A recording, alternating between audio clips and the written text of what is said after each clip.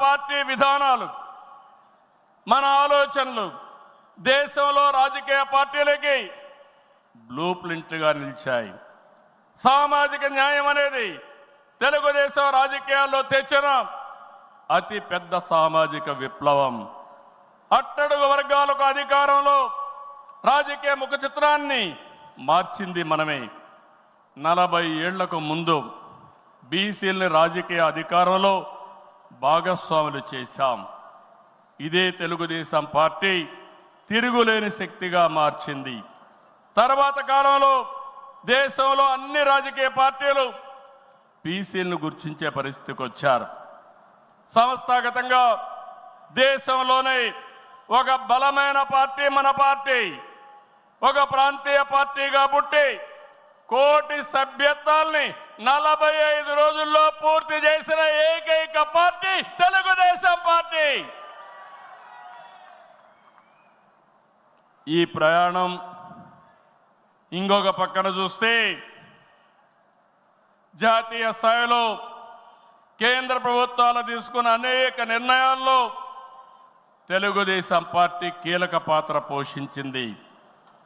What AP thinks today, India thinks tomorrow అనేది అనేక సార్లు ప్రూవ్ అయింది.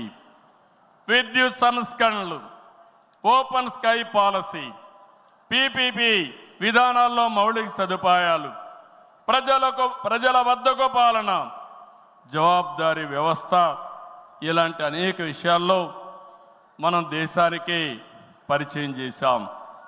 ఈ ప్రయాణం మరింత గొప్పగా సాగాలి. ప్రస్తుత టెక్నాలజీ యుగంలో ప్రజల అవసరాలకు అనుగుణంగా పార్టీ విధానాల్లో నూతనత్వాన్ని తీసుకొద్దాం. ఈ దిశగా కడప గడ్డపై జరుగుతున్న ఈ మహానాడు అనేక నిర్ణయాలు చర్చించి భావి తరాల భవిష్యత్తు కోసం కార్యక్రమాన్ని రూపకల్పన చేస్తామని చెప్పి కూడా నేను మీకు తెలియజేస్తున్నా. ఈరోజు ఒక్కసారి మీరు ఆలోచిస్తే ఈ మహానాడు భవిష్యత్తుని ఒక దశ దిశ నిర్దేశించే విధంగా ఈ మహానాడు ఉండబోతుంది. నేను ఒకే ఒక విషయం ఇక్కడుండే కార్యకర్తలకు, నాయకులకు విజ్ఞప్తి చేస్తున్నాను. ఈరోజు మనమందరం కూడా ఒక ఇన్స్పైరింగ్ టైంలో ఉన్నాం. టెక్నాలజీకి మెచ్యూరిటీ వచ్చింది. స్వాతంత్రం వచ్చిన తర్వాత 78 సంవత్సరాల్లో ఏమి అభివృద్ధి జరిగిందో రాబోయే 22 సంవత్సరాల్లో అంతకంటే రెట్టింపు అభివృద్ధి జరిగే అవకాశం ఉంది. దీనికి కారణం ఈ దేశంలో ఉండే ప్రజలే కారణం అని చెప్పి నేను మీకు తెలియజేస్తున్నా. ఆ దిశగా ఈ మహానాడు ఒక చరిత్రలో మిగిలిపోతుంది. 2025 కడప మహానాడు ఒక చరిత్ర తిరగ రాయడానికి దోహదం చేస్తుందని మరొక్కసారి విజ్ఞప్తి చేస్తున్నాను. అందుకే ఇప్పుడే నాయకత్వంతో మాట్లాడినాక నేను మాట్లాడిన తర్వాత లోకేష్ గారు పార్టీకి 6 శాసనాలతో ఒక బ్లూ ప్రింట్ రిలీజ్ చేస్తారు. అదే మాదిరిగా ఈరోజు రేపు మనం లా అండ్ ఆర్డర్ గురించి మాట్లాడుతున్నాం.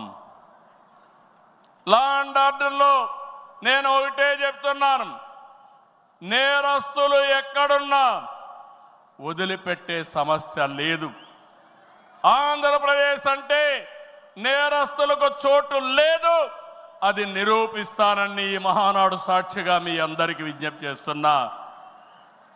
ఇంకో పక్క నదుల అనుసంధానం, పోలవరం పూర్తి చేసి జలహారతి ద్వారా ప్రతి ఎకరాకు నీళ్ళిచ్చి తెలుగు ప్రజల రుణం తీర్చుకునే విధంగా తీర్మానాన్ని పాస్ చేయడమే కాకుండా